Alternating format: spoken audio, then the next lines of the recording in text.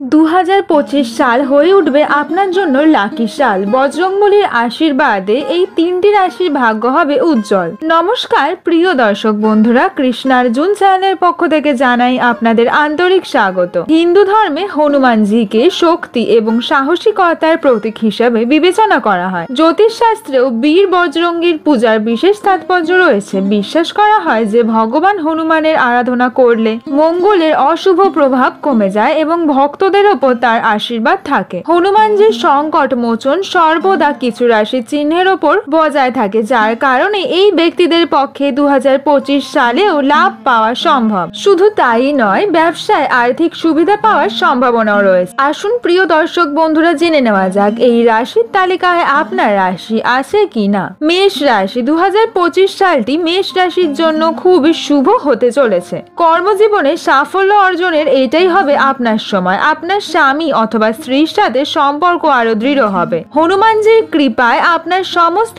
অমীমাংসিত কাজও হবে সম্পন্ন। চাকরিতে পদোন্নতির সম্ভাবনা রয়েছে। নতুন বছরে আয়ের উৎস বাড়বে।